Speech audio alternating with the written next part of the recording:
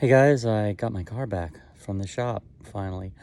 But it's going back right away because it's still got issues to sort out. We knew it would. I needed to test it some.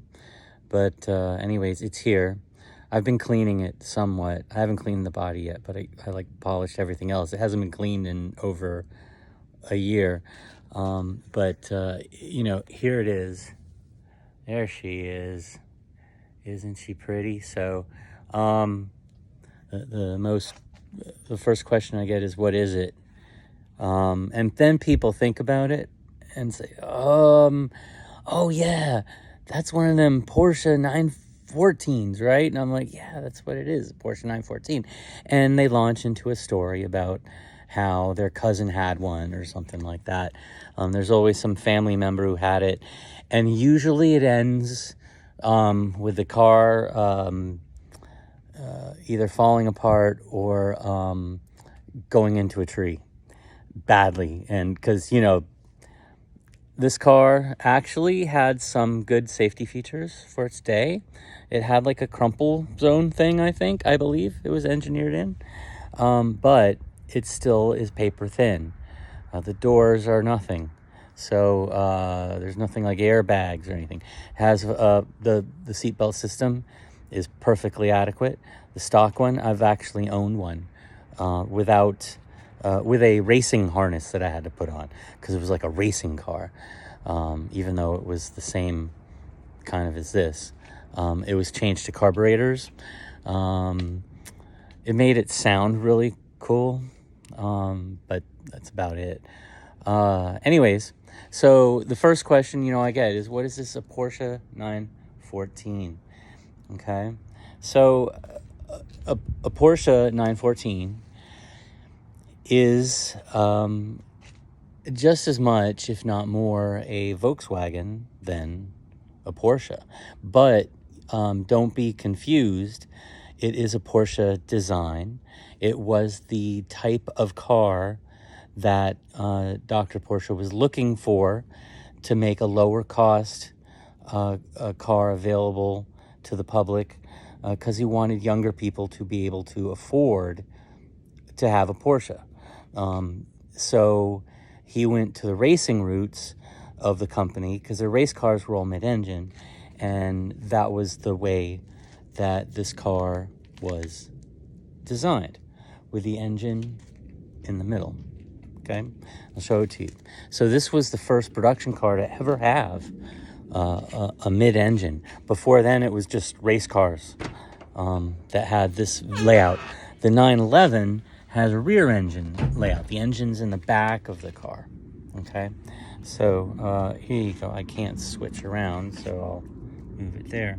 So if you have a look inside there, that is actually a Volkswagen engine. That's I believe they call it like a Type 4, but it's the same kind used in the 411 and I think buses, and it uses a Porsche transmission, the 905 transmission. But the transmission, if you see here, well, you see the engines here. The transmission had to go to the back of the car, so it's actually underneath the trunk here. Okay, I don't know if I can get under there very much. Let's see here. I don't know if you can see anything, but the transmission's down at the end, so there's actually a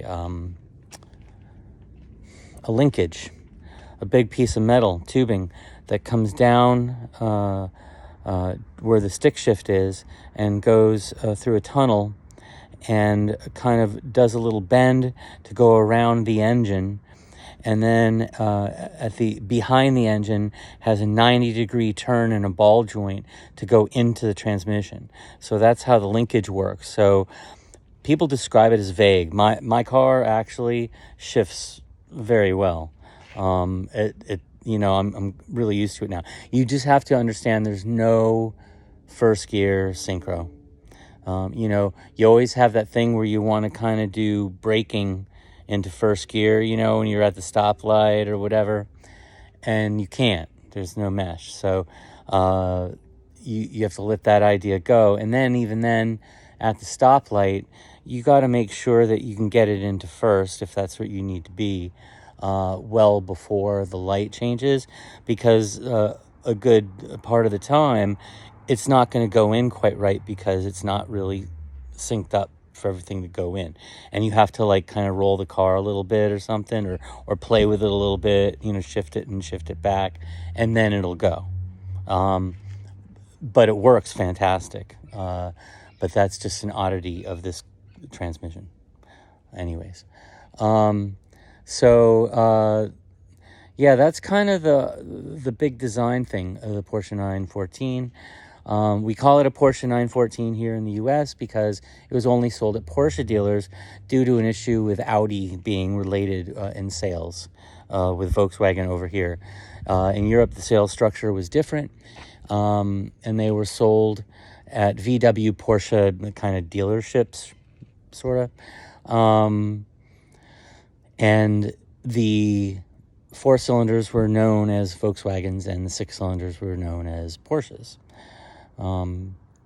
And they didn't sell very well because due to some issues making the car with Volkswagen and Porsche, they had a gentleman's agreement, and then unfortunately the president of Volkswagen passed away, and the new guy decided that he wasn't charging Porsche enough for the bodies.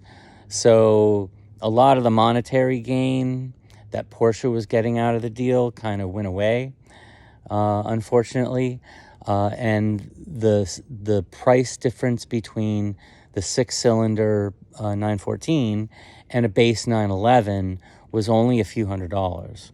By the time everything was all figured out, and whatever taxes and things like that had to be done. So they only sold them for 2 years, and the rest of the run, it was all these 4 cylinders. This was the largest one. It was 2 liters. They also had earlier on 1.7 liters and 1.8 liters, and emission regulations kept restricting their power and eating away at it. So the 2 liter here had more. It had fuel injection, had better emission controls.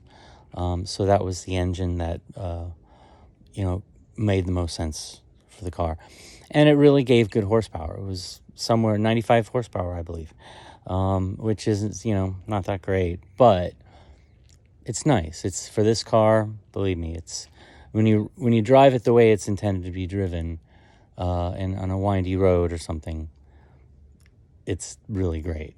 And the way the gears work are really great. Of course, it's a Porsche. It really is.